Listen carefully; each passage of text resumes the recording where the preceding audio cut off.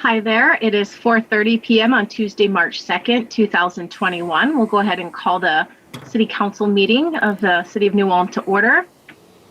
Item number 1.1, public notice, conduct meeting by teleconference.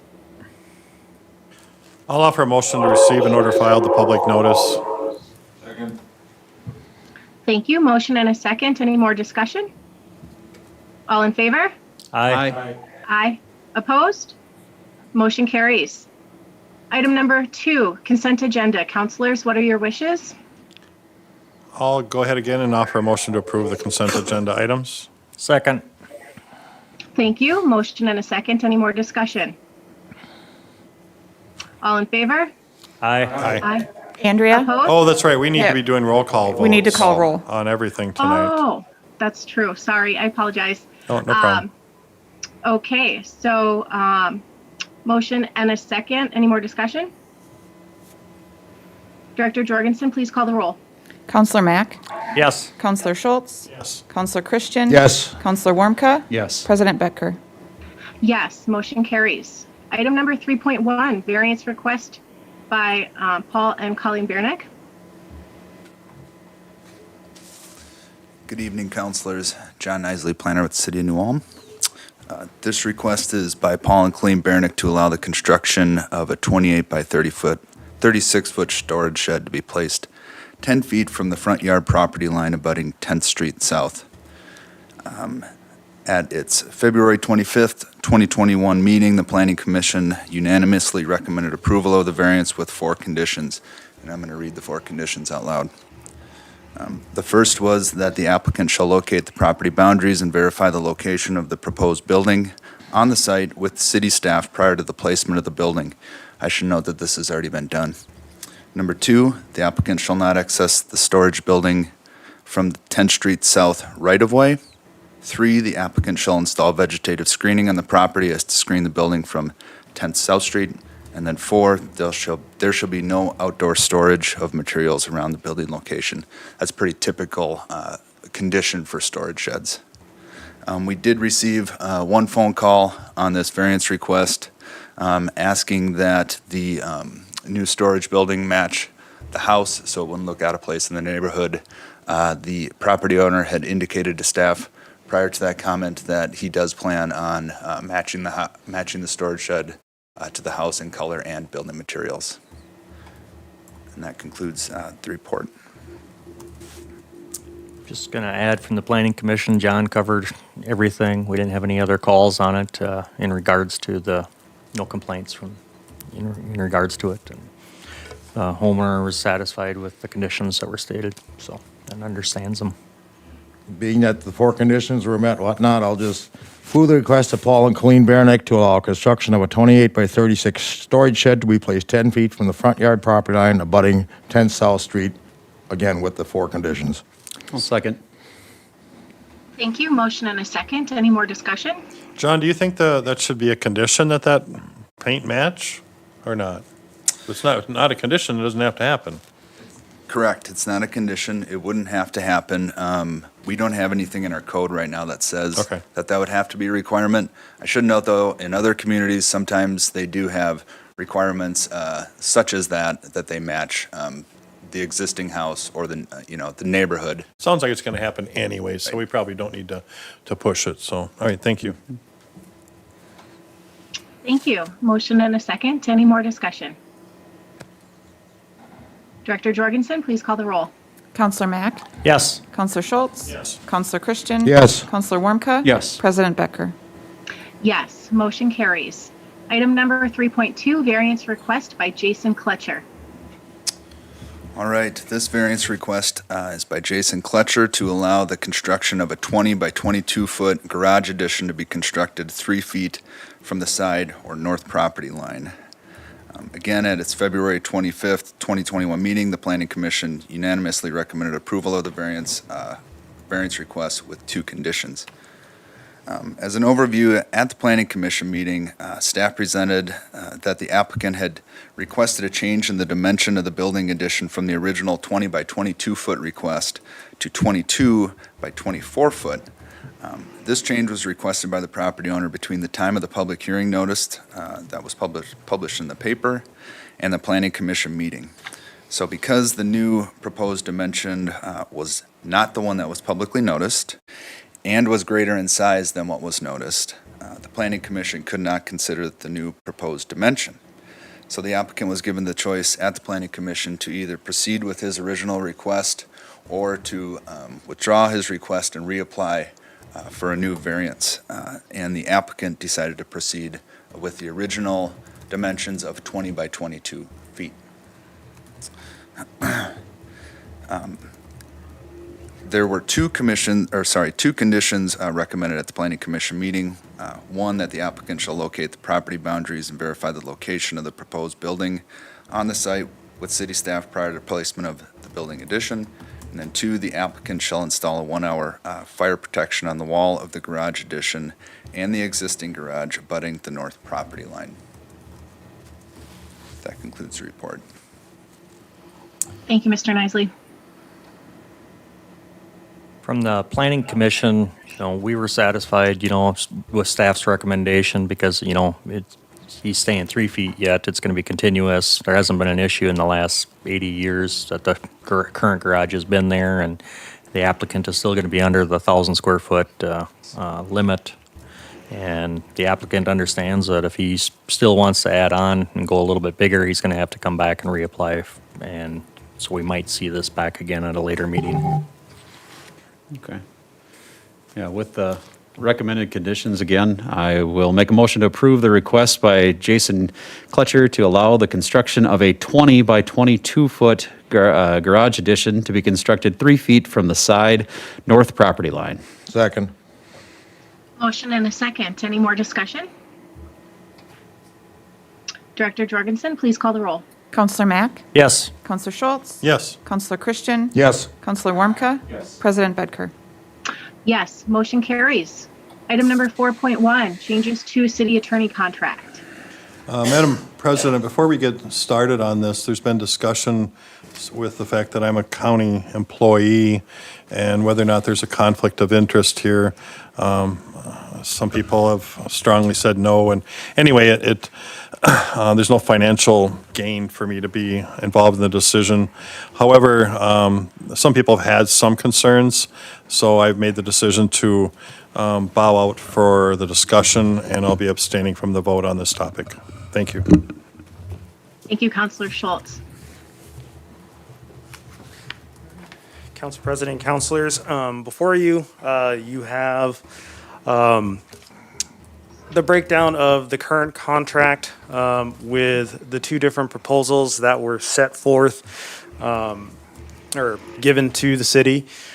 So on the far left, you have the current contract that the city attorney is under, and on average, it totals out to $184,513. With the Barron's contract moving forward for the remainder of the year, that number would jump up about $40,000 to $225,350.50. We did receive the county proposal, and for the remainder of 2021, we would be looking at a total amount of $181,434.02. And so with that proposal, the county would take over criminal prosecution, and Roger would remain as our lone city attorney. And while Roger would be okay doing the civil stuff minus the criminal stuff, I still feel that having one city attorney to do all the projects that we currently have on the docket would still kind of put us behind, and stuff would take a little bit longer to do. And then moving forward into 2022, the county proposal, and if we did go with outside counsel, as Roger would retire at the end of 2021, that county proposal jumps up to a flat fee of $130,000 to do the criminal prosecution. Using Barron's proposal and what they submitted is kind of what I would just anticipate something we would get on the civil side of things. So I put that in at 70,000 with a $225 an hour for third party rate. And that would jump to $228,350. And then the revenue that we collect from the state for fines and fees would also be turned over to the county, and we estimate that at about $60,000. So that would be a total cost of $288,350 to do outside counsel and the county doing the criminal work.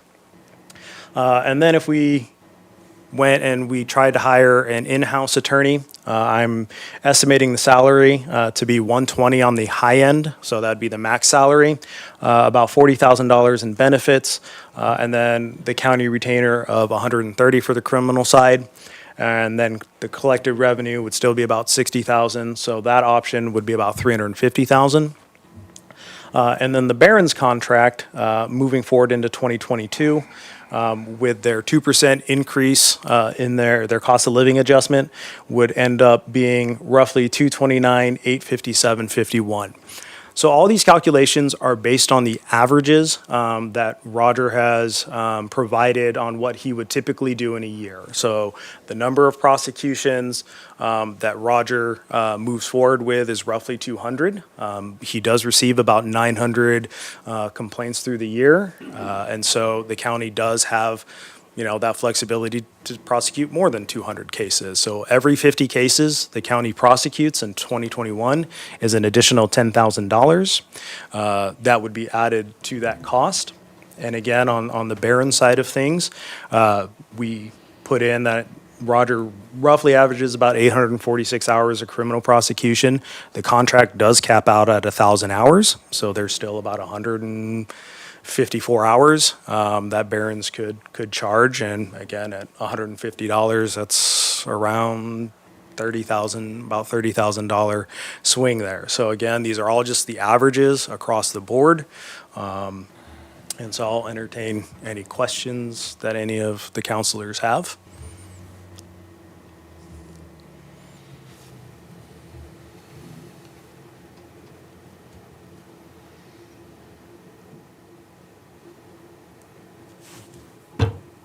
I'll start off first.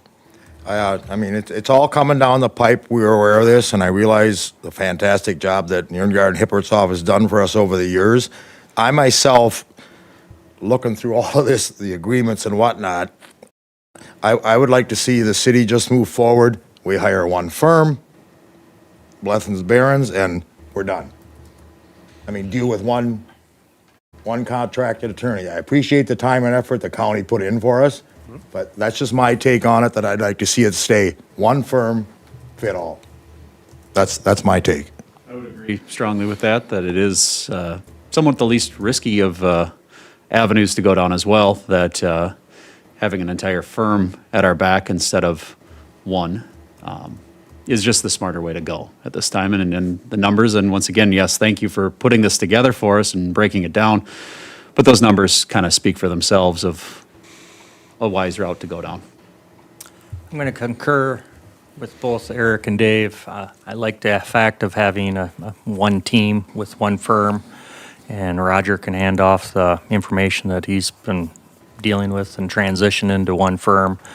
I think there's still a few unknowns with the counties because, if we get a new county attorney, he or she may not want to take care of the city's prosecution, for that aspect. And I feel pretty strongly that, we know we have an increase with a different firm, but, we're transitioning, and it's still a better bargain than trying to hire in-house. Mm-hmm.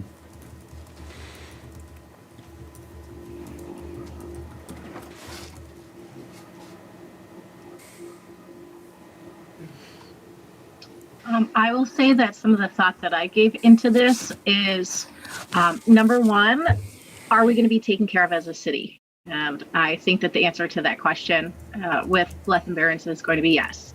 Are they going to be able to meet our needs? And are they going to have the resources that we need to tap into when we need to tap into them? And the answer to that is, in my mind, is also yes.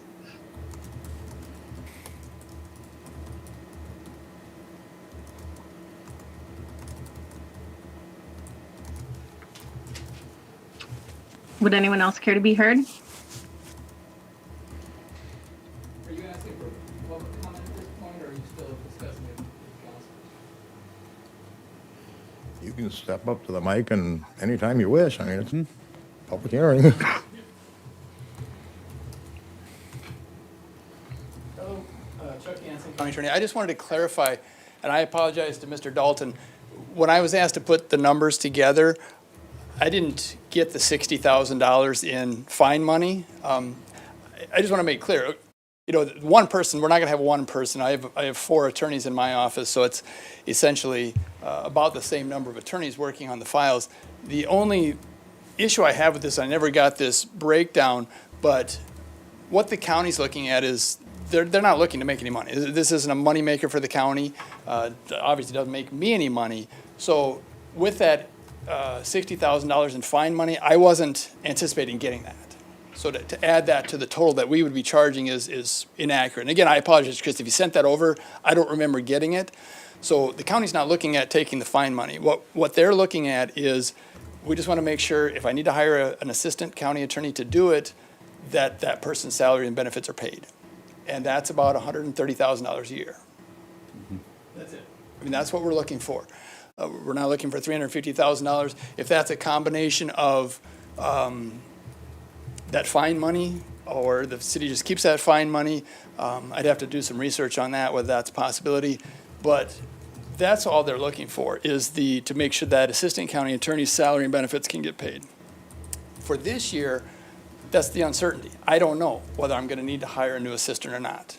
And so that's why I put together sort of and to be perfectly honest with you, I modeled this after, there's a lot of counties that are picking up city prosecutions across the state. Mankato, if you're aware of that. Blue Earth County Attorney does Mankato, they do Lake Crystal. The sort of temporary, the 2021 contract I sent you was a model off of what Mankato, or what Blue Earth County does for the city of Lake Crystal. It's a smaller community, so they just charge them on a per resident and on a per file basis. I thought that was probably appropriate for 2021 to determine whether or not I need to hire a new assistant or not. At that point, going forward for the long term, what I put in there was, that's what it costs to put a new person on, is $130,000 a year. And then my county board is looking at just making sure that they can cover the COLA and their step increases every year. And that's where they came up with the 4% increase. So again, if you're looking at a dollars to dollars comparison, and I have no doubt that the Blythe firm can do it. I mean, they were the county attorneys before, or Blythe and Barons. I don't have any doubt that they can do the work. It's just what's most cost effective.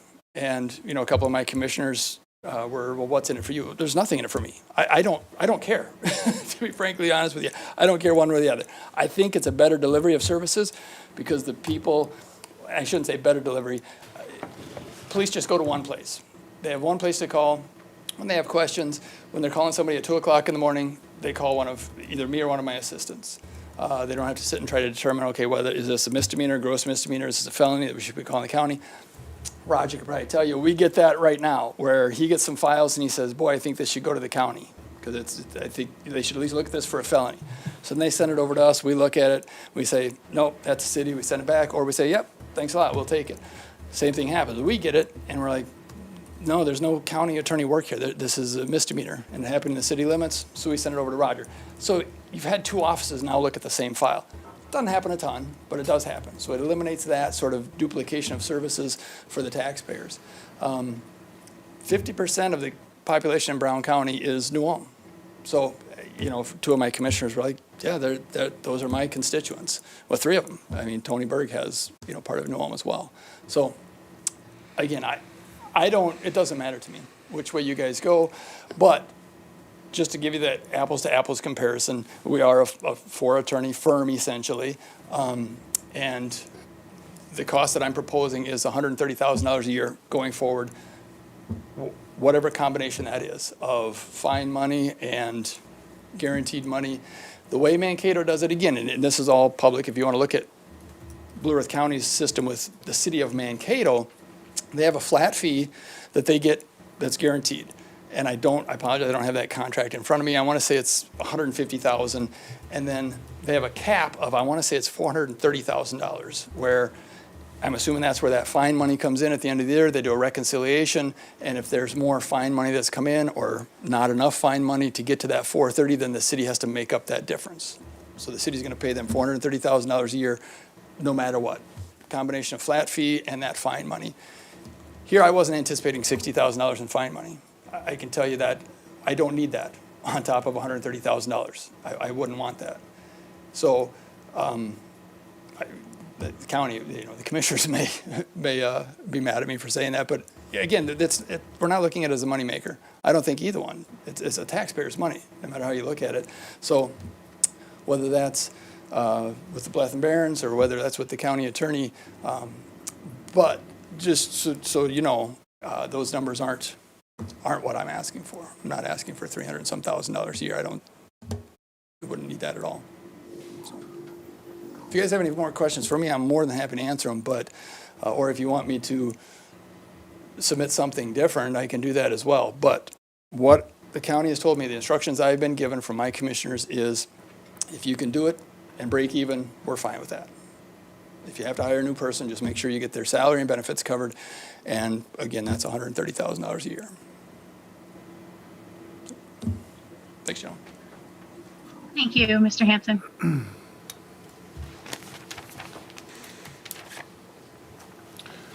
Chris? Yes. You mind? Yep.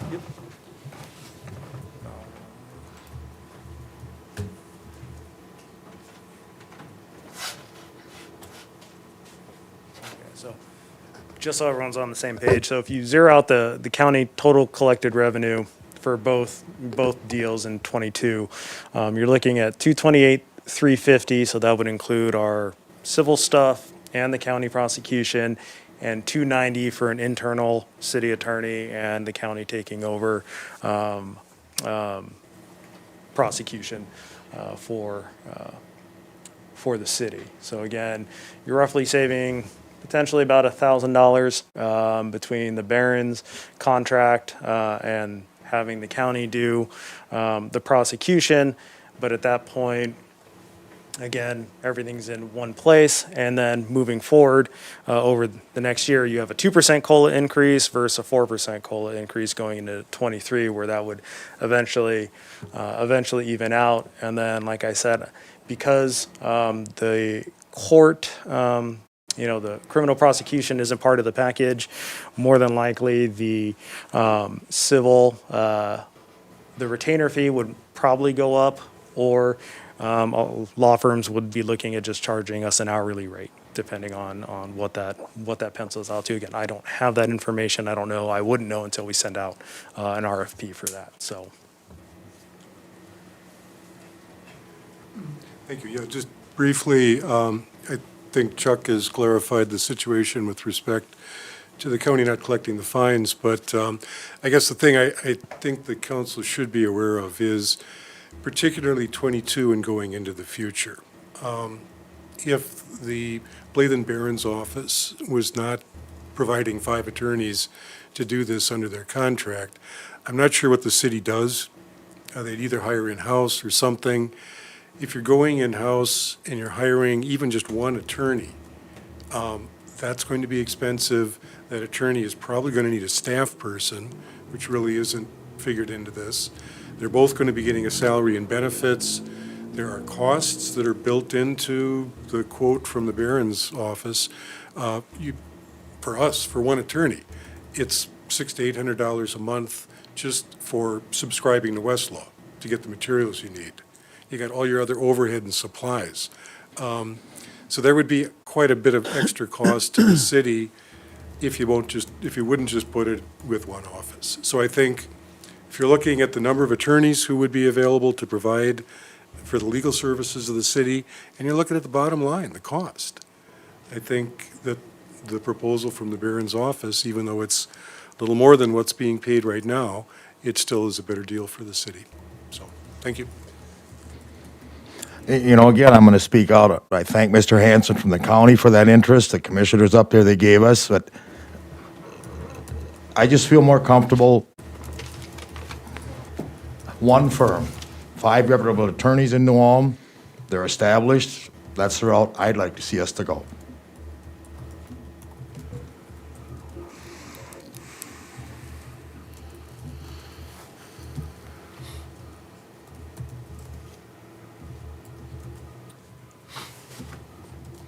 Anybody else?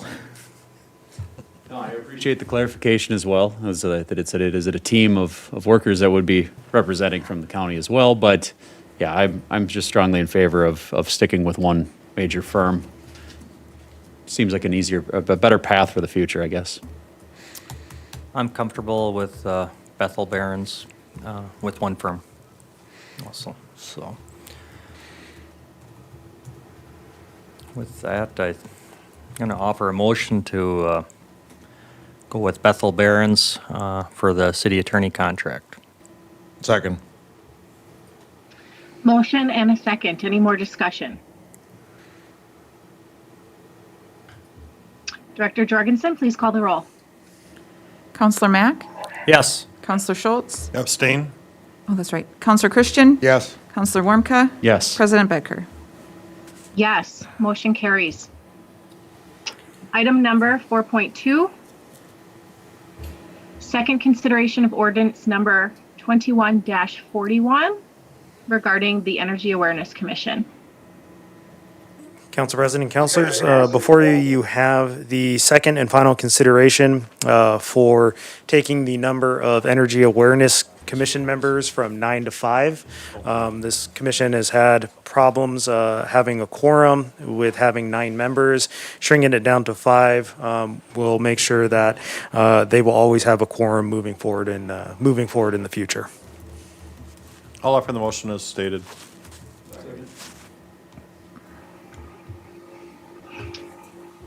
I'm sorry, was there a second also? Yes, second. Dave Christian, Sorry, second. I just didn't hear that. Motion and a second. Any more discussion?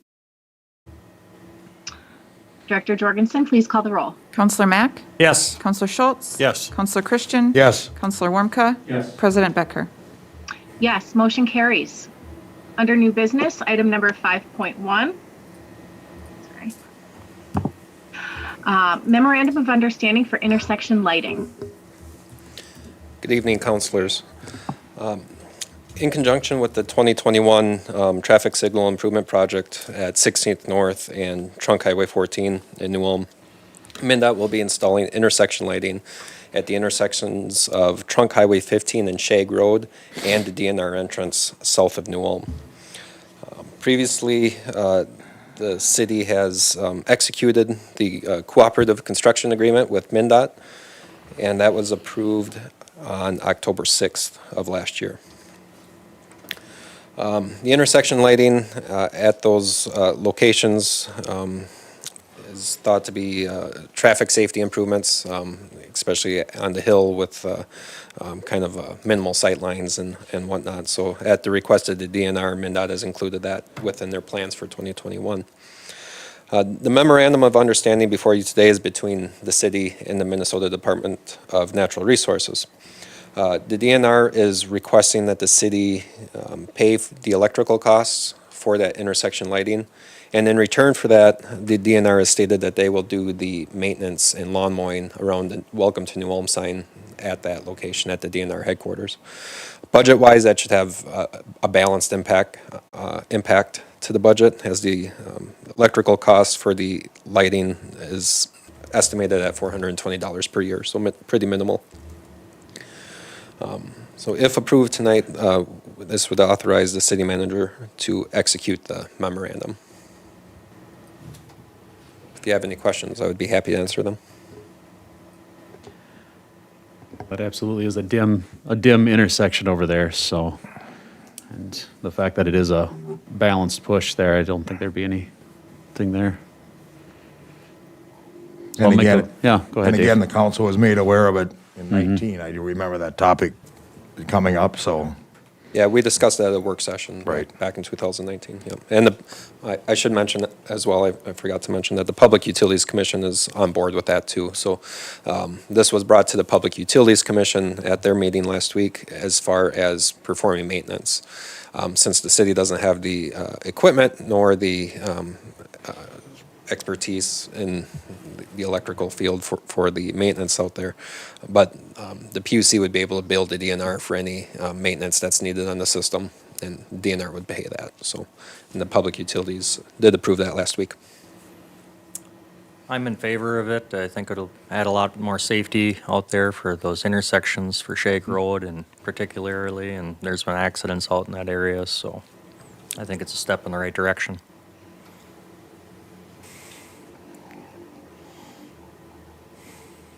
Is that a motion? I can do it. In a roundabout way? Make a motion to approve the memorandum of understanding between Minnesota DNR and the city of New Ulm for the intersection lighting at Trunk Highway 15 and Shag Road and DNR entrance, and authorize the city manager to execute the MOU. I'll second it. Motion and a second. Any more discussion? Director Jorgensen, please call the roll. Counselor Mack? Yes. Counselor Schultz? Yes. Counselor Christian? Yes. Counselor Warmka? Yes. President Becker? Yes, motion carries. Item number 5.2, transfer funds for rehabilitation loan. President Becker and counselors, this is just basically year-end cleanup. The TIF funds aren't allowed to go negative on the financial statements, so it's just moving funds between the city revolving fund and those TIF funds just to bring them positive. It is an advance, and they will be paid back once the TIF funds are profitable enough to return those funds. And with that, I'll offer the resolution, waive the reading to transfer $5,600 from the city revolving loan fund, the $250, to the TIF RD9 fund, 329, and TIF H9 fund, 369. Second.